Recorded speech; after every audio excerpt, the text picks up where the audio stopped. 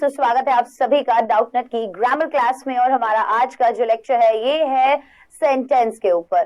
Sentence का lecture number 2 है। Lecture number 1 में हमने बात की थी टाइप्स ऑफ सेंटेंस के बारे में, and today we are going to study parts of sentence. So see, आज हम क्या क्या जानेंगे। टाइप्स के बारे में हम ऑलरेडी जान ही चुके हैं, सेंटेंस के बारे में, और साथ ही साथ आज की हमारी जो क्लास होगी उसके अंदर बात होगी पार्ट्स ऑफ सेंटेंस। मतलब हम पूरा एक एक सेंटेंस जो है उसको तोड़कर मैं आपको बताऊंगी ये सब्जेक्ट है, ये ऑब्जेक्ट है, ये प्रेडिकेट है, कहां कहां क्या क्या चीजें होती हैं उसके बारे में हम आज की इस क्लास में बात करेंगे। क्लियर? सो आइए शुरू करते हैं। पार्ट्स ऑफ सेंटेंस के बारे में आज की क्लास में हम जानेंगे। पिछली क्लास जो थी उसमें हमने जाना था टाइप्स के बारे में, जैसे कि असर्टिव या declarative sentence, exclamatory sentence, interrogative sentence और भी बहुत सारी चीजें, इंपेरेटिव सेंटेंस फॉर एग्जांपल। सो काफी सारे टाइप्स हमने जाने थे, फिर हमने उन्हें आइडेंटिफाई करना सीखा था। In today's class what we are going to study, आज के क्लास में हम क्या पढ़ने वाले हैं, हम पढ़ेंगे पार्ट्स के बारे में। अलग अलग तरीके से हम पहचानेंगे कि आखिरकार हमें सब्जेक्ट और ऑब्जेक्ट और प्रेडिकेट वगैरह जो भी चीजें होती हैं वो क्या होती हैं सेंटेंस के अंदर। ठीक है, एग्जाम्पल्स के साथ आइए हमारी आज की क्लास स्टार्ट करते हैं। फिर आज की क्लास है पार्ट्स ऑफ सेंटेंस के बारे में। तो मैं आपको बता दूं, सेंटेंस के दो पार्ट होते हैं। कितने पार्ट होते हैं? दो। एक क्या होता है सब्जेक्ट और दूसरा क्या होता है प्रेडिकेट। एक होता है हमारा सब्जेक्ट और दूसरा होता है प्रेडिकेट। हिंदी के अंदर सब्जेक्ट को बोलते हैं कर्ता, मतलब काम को करने वाला, और प्रेडिकेट को हिंदी में हम बोलते हैं विधेय। इसकी डेफिनेशन भी अभी मैं आपको बताऊंगी, प्रेडिकेट के बारे में भी अभी आपको बताएंगे। सो सी, हमने सबसे पहली चीज आज की क्लास में क्या जानी है। अगर आपसे कोई बोले कि आप पार्ट्स के बारे में बताओ सेंटेंस के, आप बोलोगे सेंटेंस के बेटा दो पार्ट होते हैं। कौन कौन से दो पार्ट? पहला पार्ट कौन सा होता है सब्जेक्ट, दूसरा पार्ट कौन सा होता है प्रेडिकेट। क्लियर हो गई ये बात? यहां तक कोई भी डाउट आप लोगों को नहीं होना चाहिए। क्या याद करवाया? सब्जेक्ट प्रेडिकेट सेंटेंस के दो पार्ट्स होते हैं। आइए बढ़ते हैं आगे। अब हम देखेंगे कि एक एक, पहले मैं आपको सब्जेक्ट के बारे में, फिर मैं आपको प्रेडिकेट के बारे में बताऊंगी, इन दोनों की डेफिनेशंस बताऊंगी, कुछ एग्जांपल्स देखेंगे और ऐसे करके हम आगे बढ़ेंगे ताकि एक एक कॉन्सेप्ट हमारा क्लियर हो जाए। बढ़े आगे, चलिए बेटा।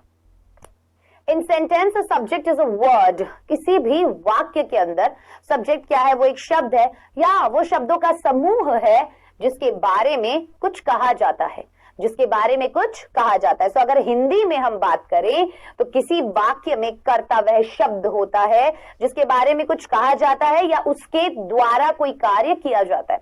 सो कर्ता, कर्ता मतलब करने वाला। तो या तो उस सब्जेक्ट के बारे में कोई बात हो रही होगी या उस सब्जेक्ट के द्वारा कोई काम किया जा रहा होगा। दो चीजें याद रखेंगे। सबसे पहली चीज क्या बोला? सेंटेंस में एक सब्जेक्ट वर्ड होगा या ग्रुप ऑफ वर्ड होगा जिसके बारे में कुछ कहा जाएगा। अब जो कुछ कहा जाएगा या तो वो काम को करने वाला होगा या उसके द्वारा कोई काम किया जा रहा होगा या सेंटेंस में उसके बारे में कुछ बताया जा रहा होगा। Am I clear at this point? ये पॉइंट पर मैं बिल्कुल क्लियर हूं। दो पार्ट होते हैं सब्जेक्ट प्रेडिकेट। पहली बात करी हमने सब्जेक्ट की। सब्जेक्ट को हमने हिंदी में बताया कि क्या होता है? कर्ता होता है। ओके, कर्ता मतलब काम को करने वाला या उसके बारे में कोई भी बात कही जाए वो क्या कहलाता है? सब्जेक्ट कहलाता है। आगे देखते हैं। प्रेडिकेट को हम हिंदी में विधेय बोलते हैं। हिंदी में इसलिए बता रही हूँ, बहुत सी बार कई बच्चों को पता होता है कि हिंदी में उन्हें ज्यादा क्लैरिटी भी होती है, तो आप दोनों याद कर सकते हो, है ना? ठीक है, आपको सिर्फ पता होना चाहिए चीजों का, डजंट मैटर कि वो कौन सी लैंग्वेज में पता है। सो सी, प्रेडिकेट इज अ वर्ड और ग्रुप ऑफ वर्ड्स। ये भी एक वर्ड होगा या ग्रुप ऑफ वर्ड्स होंगे which says something about the subject, जो सब्जेक्ट के बारे में कुछ हमें बताएगा। सब्जेक्ट क्या था? जिसके बारे में कुछ कहा जाए या वो काम को कर रहा हो। प्रेडिकेट क्या होगा? जो सब्जेक्ट के बारे में कुछ बताएगा। तो वो शब्द या वो शब्दों का समूह जो हमें कर्ता के बारे में, दैट मीन्स सब्जेक्ट के बारे में कुछ बताए, उसे हम क्या बोलेंगे? प्रेडिकेट बोलेंगे। क्या बोलेंगे बच्चे? प्रेडिकेट। सो प्रेडिकेट उस शब्द या शब्द समूह को कहा जाता है जो किसी सेंटेंस के सब्जेक्ट के बारे में कुछ बताया गया हो, उस वाक्य में सब्जेक्ट क्या क्या करता है। ठीक है, एग्जाम्पल से समझना। सी, अभी अपन अलग अलग करते हैं। पहला सेंटेंस देखो, ही लिव्स इन मुंबई। क्या है हमारा? He lives in Mumbai. तो यहां पर अभी चलो इसको तोड़ के देखते हैं, कैसे तोड़ेंगे। हमारे यहां पर बोला गया कि वह मुंबई में रहता है, वह मुंबई में रहता है। ठीक है, ये बोला। यहां पर किसके बारे में बात की जा रही है? हमने क्या बोला था, कर्ता कौन होता है? जिसके बारे में कुछ कहा जाए। यहां पर किसके बारे में कुछ कहा जा रहा है? वह के बारे में। बंबई के बारे में तो नहीं कहा जा रहा, कुछ भी नहीं कहा जा रहा है ना, वह के बारे में कहा जा रहा है। क्या कहा जा रहा है? कि वो बॉम्बे में रहता है। सो यहां पर ही क्या हो गया? सब्जेक्ट। अब उसके बाद हमने पढ़ा प्रेडिकेट। प्रेडिकेट की डेफिनेशन मैंने क्या बताई? वो शब्द या वो शब्दों का समूह, मतलब वो वर्ड या वो ग्रुप ऑफ वर्ड्स जो हमें सब्जेक्ट के बारे में कुछ बताएं। यहां पर हमें ही के बारे में ये ग्रुप ऑफ वर्ड्स बता रहे हैं। Lives in Mumbai, lives in Mumbai. So see, यहां पर ये ग्रुप ऑफ वर्ड्स हमें सब्जेक्ट के बारे में बता रहे हैं। So this part of sentence is predicate. क्या है ये पार्ट ऑफ सेंटेंस? प्रेडिकेट है। Am I clear? क्लियर। आइए अब आप लोग साथ की साथ फटाफट मुझे बताना। Ram eats mango in the market. Ram eats mango in the market. किसके बारे में बताया जा रहा है? किसके बारे में बताया जा रहा है? राम के बारे में। सो राम यहां पर हो गया सब्जेक्ट। इस सब्जेक्ट के बारे में कौन बता रहा है? क्या बता रहा है इस सब्जेक्ट के बारे में? ये वाला पार्ट जो है सेंटेंस का, ईट्स मैंगो इन दी मार्केट। ईट्स मैंगो इन दी मार्केट, खाता है आम मार्केट में। ठीक है, तो ये बात हमें बताई राम के बारे में। तो ये पार्ट क्या हो गया? प्रेडिकेट वाला पार्ट हो गया। ये वाला पार्ट हमारा प्रेडिकेट का पार्ट हो गया। Am I clear? Clear. He lives in Mumbai, he subject, lives in Mumbai predicate. Ram eats mango in the market. Ram के बारे में क्या बताया गया हमें? इन ग्रुप ऑफ वर्ड्स के द्वारा हमें बताया गया राम के बारे में। इसलिए this part of sentence is called predicate. ये वाला पार्ट ऑफ सेंटेंस क्या कहलाएगा? Predicate. Next, my sister went to school. So see, यहां पर किसके बारे में बताया जा रहा है? माई सिस्टर, मेरी सिस्टर। सो सब्जेक्ट वर्ड या ग्रुप ऑफ वर्ड्स भी होते हैं। यहां पर किसके बारे में? मेरी बहन के बारे में। So my sister over here is the subject. क्या है my sister? Subject. And rest part of the sentence, went to school, ये वाला पार्ट सेंटेंस का क्या है? प्रेडिकेट। क्योंकि ये ग्रुप ऑफ वर्ड्स हमें सब्जेक्ट के बारे में कुछ बता रहे हैं। क्या बता रहे हैं? कि भाई वो क्या करती है? स्कूल जाती है, स्कूल गई। My mother will go to temple tomorrow. My mother will go to temple tomorrow. So see, my mother. कौन? My mother. So group of words क्या हो गया? Subject. मदर के बारे में क्या बताया जा रहा है? कि वो जाएंगी कल कहां पर? मंदिर। So will go to temple tomorrow. This part of sentence is called predicate. ये पार्ट ऑफ सेंटेंस क्या कहलाएगा? आपका प्रेडिकेट कहलाएगा। Next one, Suresh is dancing in the classroom. Suresh is dancing in the classroom. Who is dancing in the classroom? Suresh is dancing in the classroom, right? So see, Suresh is the subject. क्या है बेटा Suresh? Subject. अब सुरेश के बारे में ये जो ग्रुप है वर्ड्स के, ये हमें बता रहे हैं कि वो क्या कर रहा है?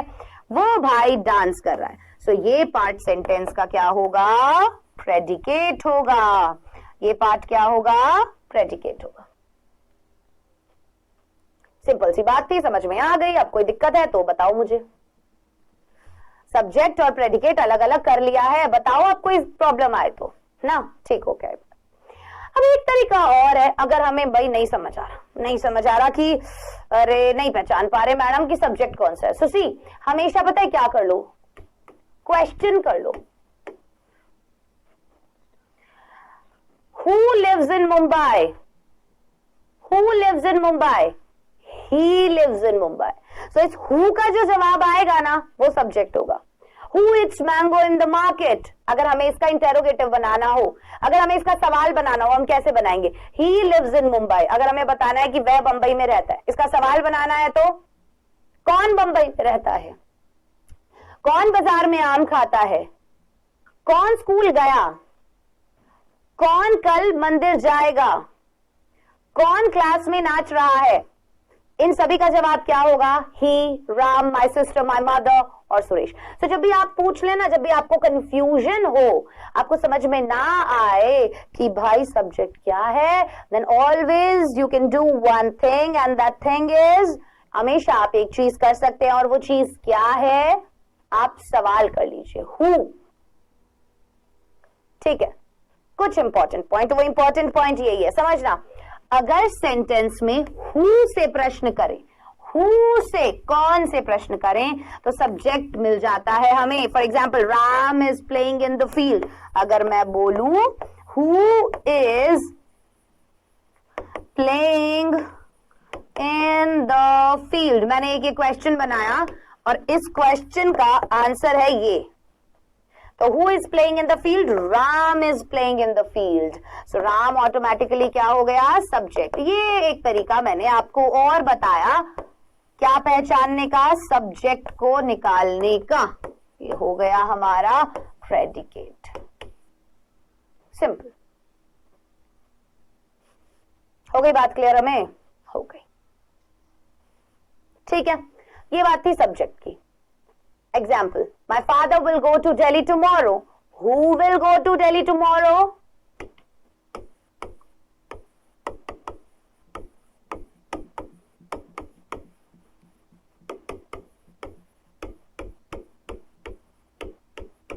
Who will go to Delhi tomorrow? My father. My father क्या हो गए? Subject. Rakesh and Mohar were going to school. Who were going to school? Rakesh and Mohan. So ये ग्रुप ऑफ वर्ड्स क्या हो गए? सब्जेक्ट हो गए. I have done my homework. मैंने अपना काम कर लिया है. Who have. सो यहां पर हु का जवाब क्या हो गया? आई. सो आई क्या हो गया? सब्जेक्ट. इजी इजी बीजी, समझ में आया? आ गया ना? चलो, सब्जेक्ट ढूंढना अब थोड़ा सा आसान लगेगा. अब कुछ इंपेरेटिव, अलग अलग सेंटेंसेस में ना प्रॉब्लम होती है बहुत सी बार.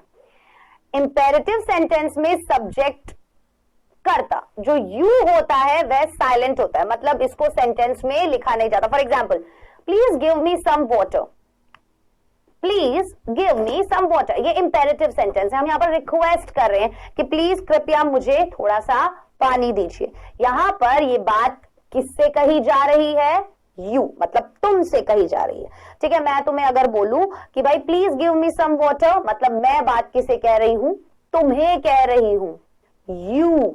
सो यहां पर क्या होता है? सब्जेक्ट यू जो होता है वो साइलेंट होता है, लेकिन सब्जेक्ट मौजूद जरूर होता है. कम हियर, यहां आओ. तो आप ये बात किससे कह रहे हैं? यू को. Right. Got there, respect others, please give me your address. यहां पर इन सभी इंपेरेटिव सेंटेंसेस में जो सब्जेक्ट होता है वो यू होता है, जो साइलेंट होता है, जो हमें ऑटोमेटिकली पता होता है कि हाँ यहां पर जो सब्जेक्ट है वो यू है, मतलब कि तुम्हें बात कही जा रही है. अगर मैं बोलूंगी कम हियर तो मैं तुम्हें बोल रही हूं ना, तो हमें पता चल गया कि यहां पर कौन है सब्जेक्ट? कौन है? तुम हो. ठीक है, एक और चीज पता चल गई. अब आपने कुछ सेंटेंस ऐसे भी देखे होंगे जिनकी शुरुआत देयर से हुई होती है. किससे होती है? देयर से हुई होती है, लेकिन उस वाक्य में वास्तविक कर्ता मतलब रियल सब्जेक्ट जो है वो देयर नहीं होता, बल्कि एक नाउन होता है जो वर्ब के बाद आता है. कौन होता है? एक नाउन होता है जो वर्ब के बाद आता है. For example, there was a lion in the forest. यहां पर देयर नहीं है. There is not the subject. A lion is the subject. Verb के बाद आ रहा है ना? आ रहा है ना? See, there are 10 students in the classroom. So ये मत समझना अभी कि सब्जेक्ट हमेशा शुरुआत में होगा. ये देयर जो है वो यहाँ पर क्या काम कर रहा है? अगर हम स्पोकन इंग्लिश की बात करें, हम बहुत सी बार देयर का यूज करते हैं। ये क्यों होता है? क्योंकि are students in the classroom ऐसा कुछ नहीं बनता, was a lion in the forest ऐसे सेंटेंस नहीं बनता। सो देयर हम उस कमी को पूरा करने के लिए यहां पर लगाते हैं, ठीक है। So there are 10 students in the classroom. मैंने क्या बोला कि कुछ ऐसे सेंटेंसेस आपको मिलेंगे जहां पर आपने देखा होगा कि वो सेंटेंसेस देयर से शुरू होंगे। अभी तक मैंने आपको जो एग्जाम्पल्स करवाए उनसे आपको लग रहा होगा कि शुरुआत वाला जो शब्द है ना वो सब्जेक्ट हो गया, बाकी पार्ट जो हो गया वो प्रेडिकेट हो गया। लेकिन अब कुछ सेंटेंसेस ऐसे भी देखे हमने जैसे इंपेरेटिव, जिसमें तो छुपा हुआ था सब्जेक्ट। कुछ सेंटेंसेस ऐसे भी देखे जो शुरुआत हो रही है देयर से, वहां पर देयर सब्जेक्ट नहीं होता, वहां पर सब्जेक्ट कौन होता है? जो वर्ब के बाद होता है। वॉज यहाँ पर क्या है? वर्ब है। आर यहाँ पर क्या है? वर्ब है। There are many children in the garden, और यहाँ पर क्या है? वर्ब है। सो यहाँ 10 students subject, many children subject. There is a lion on the road, a lion subject. क्यों? verb क्या है? is के बाद है। There is a book on the table, so a book subject. ऐसे लिख रही हूं, समझ जाना। अब आई समझ में बात? अगर और अभी कई इसीलिए अलग अलग टाइप के सेंटेंसेस बता रही हूं ताकि तुम्हें कंफ्यूजन ना हो सब्जेक्ट को ढूंढने में। सेंटेंस का अगर पोस्टमार्टम कर रहे हैं, ठीक है, तो अलग अलग तरीके के सेंटेंसेस आते हैं, है ना, तो हर एक का आपको पता होना चाहिए कि कहां पर क्या सब्जेक्ट है, ठीक है। अब कभी कभी सब्जेक्ट और एक वर्ब को मिलाकर भी एक पूर्ण वाक्य बन जाता है। क्या? कभी कभी एक सब्जेक्ट होगा और एक वर्ब होगी और वो कंप्लीट सेंटेंस बन जाएगा। और इस प्रकार के वाक्यों में सब्जेक्ट और जो वर्ब है वो एक प्रेडिकेट का कार्य करती है। तो सीता रीड्स, सीता पढ़ती है। तो सीता क्या हो गया? सब्जेक्ट। रीड्स क्या हो गया? प्रेडिकेट। ये रीड्स जो है वो हमें क्या बता रहा है? सब्जेक्ट के बारे में बता रहा है। So who reads? Again question कर लो, सीता।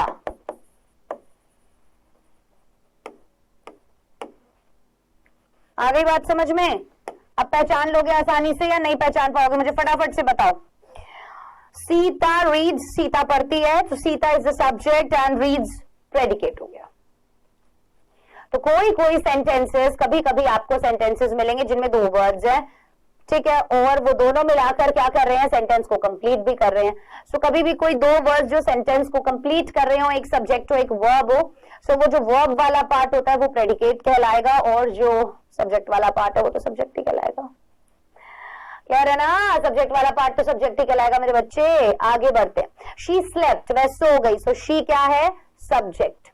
और स्लेप्ट क्या है? स्लेप्ट क्या होगा? प्रेडिकेट होगा। होगा या नहीं होगा? Who slept? She slept. So she क्या हो गया? सब्जेक्ट हो गया। पहचान लोगे? अब किसी भी टाइप का कोई भी सेंटेंस आ जाए पहचान लेना, बेइज्जती मत करा देना वहां पे मेरी, ठीक है। जैसे ही रन्स, वह दौड़ता है। ही क्या हो गया? सब्जेक्ट हो गया। रन्स क्या हो गया? प्रेडिकेट हो गया। हो गया ना। राजू लाफ, राजू हंसता है। राजू क्या हो गया? सब्जेक्ट हो गया। लाफ क्या हो गया? प्रेडिकेट हो गया। आई राइट, मैं लिखता हूं। सो इनमें सब में देखा आपने, ये सब्जेक्ट है, ये वर्ब है, ये सब्जेक्ट है, ये वर्ब है, तो ये वर्ब वाला पार्ट ही क्या कहला रहा है? ये वर्ब वाला पार्ट ही हमारा प्रेडिकेट कहला रहा है। आई राइट, मैं लिखता हूं। I subject, right predicate.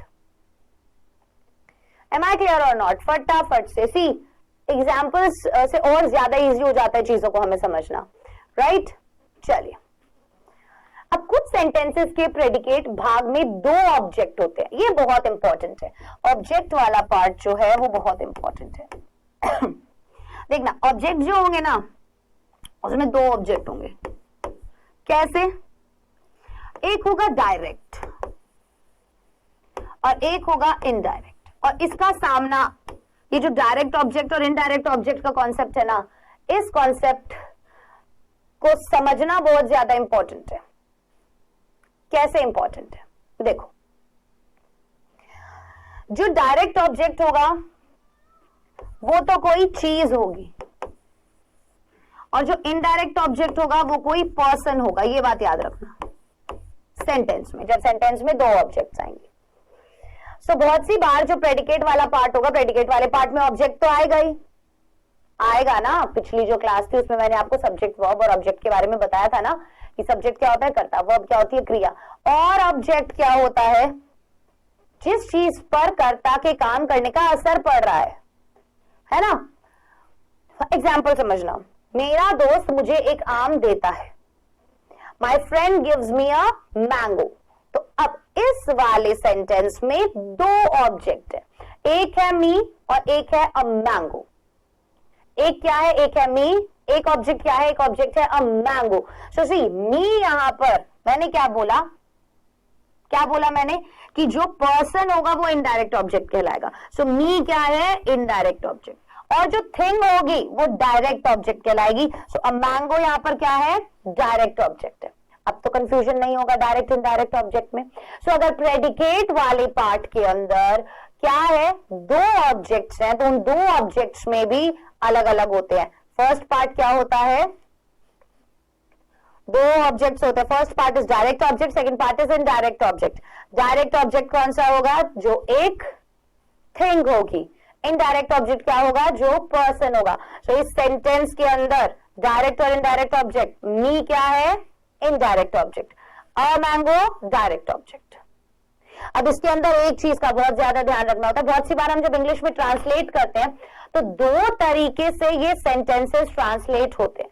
क्या समझ में आई आपको ये बात कि दो तरीके से हमारे ये सेंटेंसेस ट्रांसलेट होते हैं, ठीक है, समझना।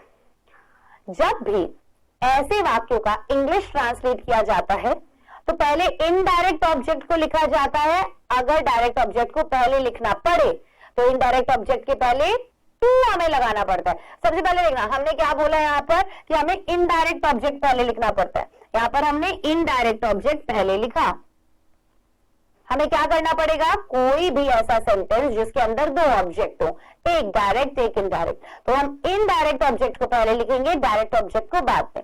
अगर कोई ऐसा केस है जिसके अंदर हमें डायरेक्ट को पहले लिखना पड़ा तो हम कैसे लिखेंगे, तो इनडायरेक्ट ऑब्जेक्ट के पहले हम टू लगाएंगे। फॉर एग्जाम्पल दो टाइप बनाए जा सकते हैं, जैसे ये वाला सेंटेंस था ना कि my friend gives me a mango. क्या था, my friend gives me a mango. So see my friend gives me a mango, इसमें तो हमने इनडायरेक्ट ऑब्जेक्ट पहले लगाया, राइट, और डायरेक्ट ऑब्जेक्ट हमने बाद में लगाया। लेकिन अगर हमें लिखना पड़े या फिर आ जाए, अब आप सोचेंगे मैम ने बोला था इनडायरेक्ट ऑब्जेक्ट पहले लिखते हैं और डायरेक्ट ऑब्जेक्ट हम बाद में लिखते हैं, लेकिन अगर आपको लिखना पड़ जाए डायरेक्ट ऑब्जेक्ट को पहले तो आप इनडायरेक्ट ऑब्जेक्ट के साथ क्या लगाएंगे, टू लगाएंगे। कैसे, my friend gives a mango to me, my friend gives a mango to me. Clear हुई ये बात, क्या करेंगे, मेरा दोस्त देता है एक आम मुझे, और इसका क्या बना, मेरा दोस्त मुझे एक आम देता है, और यहां क्या बनेगा, मेरा दोस्त देता है एक आम मुझको। सो यहां पर अगर आपको डायरेक्ट ऑब्जेक्ट लगाना पड़े इनडायरेक्ट ऑब्जेक्ट से पहले तो आप बाद में जब इनडायरेक्ट ऑब्जेक्ट लगा रहे हो उसके पहले टू लगाओगे। जैसे हमने इनडायरेक्ट ऑब्जेक्ट बाद में लिखा और उससे पहले हमने टू लगा दिया, ध्यान रखना, ध्यान रखेंगे। तो सब्जेक्ट अगर हमें पहचान में आ गया तो बचा हुआ पार्ट तो हमारा प्रेडिकेट है, ये तो हमें पता ही चल गया, क्योंकि बचा हुआ पार्ट क्या कर रहा है, हमें सब्जेक्ट के बारे में बता रहा है। तो एक सेंटेंस में से हमने सब्जेक्ट और प्रेडिकेट को अलग अलग करना यहां पर सीख लिया। सीखा या नहीं सीखा, बिल्कुल सीखा। फिर हमने जाना और कैसे कैसे सेंटेंसेस में हमें पहचान होगी। फॉर एग्जांपल इंपेरेटिव सेंटेंस में कैसे पहचान करेंगे। फॉर एग्जांपल अगर कोई सेंटेंस देयर से शुरू हो रहा है तो उस सेंटेंस के अंदर कैसे होगा, और अगर ऑब्जेक्ट वाला पार्ट जो मतलब प्रेडिकेट वाला पार्ट जो है, उस प्रेडिकेट वाले पार्ट में अगर दो ऑब्जेक्ट्स दे रखे हैं तो एक ऑब्जेक्ट डायरेक्ट और एक ऑब्जेक्ट अगर इनडायरेक्ट है तो इनडायरेक्ट पहले लगेगा, डायरेक्ट बाद में लगेगा। अगर डायरेक्ट ऑब्जेक्ट को आपको पहले लगाना पड़ जाए तो आप इनडायरेक्ट ऑब्जेक्ट से पहले टू लगाते हैं। ये बात आपके दिमाग में घर पर जानी चाहिए। ये बात समझ में आ गई। एक चीज से और हम समझ सकते हैं, ठीक है, कि भाई मतलब काम जो हो रहा होता है ना उसका सबसे पहले किसको, मतलब जैसे माई friend gives me a mango, मेरा दोस्त क्या करता है, मुझे एक आम देता है ना। तो देने का काम किसको हो रहा है, मुझे हो रहा है, आम को तो नहीं हो रहा। देने का काम किसे हो रहा है, मुझे हो रहा है। तो क्या होगा, वो क्या होगा, वो इनडायरेक्ट होगा। और अ मैंगो क्या होगा, वो डायरेक्ट होगा। ठीक है, चल ऐसा देखना, वह मुझे एक पत्र लिखा, he wrote me a letter, या he wrote a letter to me। अब बोलते थे उसने मुझे एक पत्र लिखा, आप वह बोल सकते हैं, तो उसने भी लिख सकते हो आप यहाँ पे, उसने मुझे एक पत्र लिखा, he wrote me a letter, so he subject, ये rest part of the sentence हमारा प्रेडिकेट, और प्रेडिकेट में भी ऑब्जेक्ट जो है वो दो है, मी एक ऑब्जेक्ट है और अ लेटर एक ऑब्जेक्ट है। सो मी क्या है, जल्दी से सोचिए, अभी मैंने आपको क्या बताया था, मी क्या है, इनडायरेक्ट, मतलब पर्सन है। सो मी क्या है, पर्सन, पर्सन होता है इनडायरेक्ट, और अ लेटर डायरेक्ट। अब अगर हमें डायरेक्ट ऑब्जेक्ट को पहले लिखना है तो हम क्या करेंगे, मी से पहले टू लगा देंगे, he wrote a letter to me, है ना। वह तुम्हें एक पेन देती है, she gives you a pen, she gives a pen to you. ये बात क्लियर हो गई आप लोगों को, यहाँ तक कोई भी डाउट होगा। तो आज की जो क्लास थी, ठीक है, एक चीज मैंने आपको बताई कि ऑब्जेक्ट के बारे में, ऑब्जेक्ट आखिरकार क्या होगा, ऑब्जेक्ट की डेफिनेशन समझ लो। Object is the one which gets affected by the action और the state of the subject, है ना। ऑब्जेक्ट क्या होगा, जो एक्शन हो रहा है उसकी वजह से जो इफेक्ट हो रहा है, मतलब ऑब्जेक्ट हमेशा इफेक्ट होगा, ठीक है। तो हम हिंदी में बोलते हैं कि कार्य के होने का प्रभाव जिस चीज पर पड़ता है वो ऑब्जेक्ट कहलाता है, या फिर जिस स्टेट ऑफ सब्जेक्ट होती है वो बताए अगर वो, तो वो क्या कहलाता है, ऑब्जेक्ट कहलाता है। इसलिए आज की क्लास में हमने बहुत सारी चीजें देखी। हमने क्या देखा आज की क्लास में, हमने देखा parts of sentence. Parts of sentence में हमने जाना कि सेंटेंस के भाई दो पार्ट होते हैं, रिवाइज करो फटाफट से। एक पार्ट होता है हमारा सब्जेक्ट और दूसरा पार्ट हमारा होता है प्रेडिकेट। अब इसको पहचानने में बच्चों को बहुत सारी दिक्कत होती थी, अब नहीं होगी। सब्जेक्ट कहलाता है हमारा हिंदी में कर्ता, और प्रेडिकेट कहलाता है हमारा हिंदी में विधेय। सब्जेक्ट क्या होता है, कोई भी वर्ड या फिर ग्रुप ऑफ वर्ड्स, ठीक है, जो क्या करे, कोई भी वर्ड या फिर ग्रुप ऑफ वर्ड जिसके बारे में कुछ कहा जाए।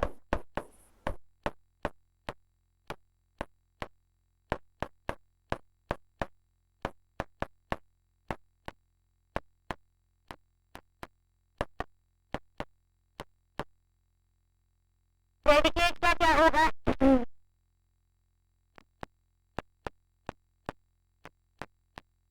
जो वर्ड या ग्रुप ऑफ वर्ड सब्जेक्ट के बारे में कुछ बताए, सब्जेक्ट के बारे में कुछ बताए, वो क्या कहलाते हैं, प्रेडिकेट कहलाते हैं। अब अगर हमें सब्जेक्ट की पहचान करनी है तो सब्जेक्ट की पहचान हम कैसे कर सकते हैं,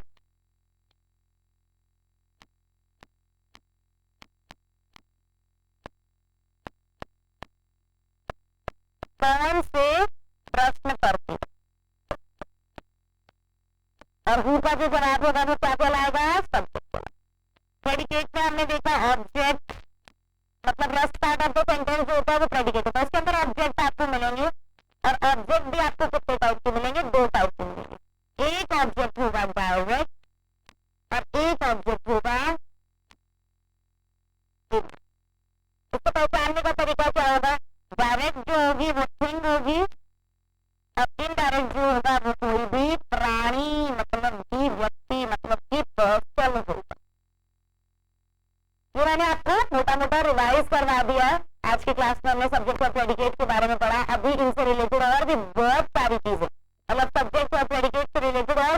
चीजें हमें पढ़नी बाकी है, तो वो सब चीजें हम अगली क्लास में पढ़ेंगे। अब बारी है क्विज की, और क्विज का पहला क्वेश्चन आपके सामने ये रहा। मेरे पिताजी ने मुझे एक कार गिफ्ट की। My father gifted me a car. My father gifted a car to me. बहुत A and B आना। समझ गए इन चारों में से कौन सा सही है?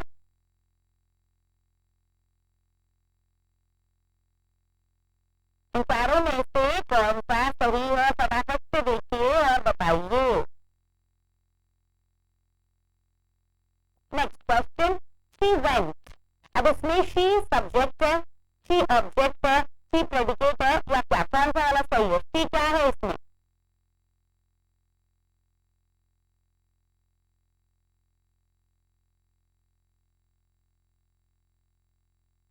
ठीक है, तो चलो क्वेश्चन नंबर 1 जो है इसका जवाब क्या होगा? बोथ ए एंड बी, दोनों ही सही है, क्योंकि देखो यहाँ पर दो ऑब्जेक्ट है, ठीक है, ये इनडायरेक्ट आई डी लिख रही है और ये डायरेक्ट डी लिख रही है।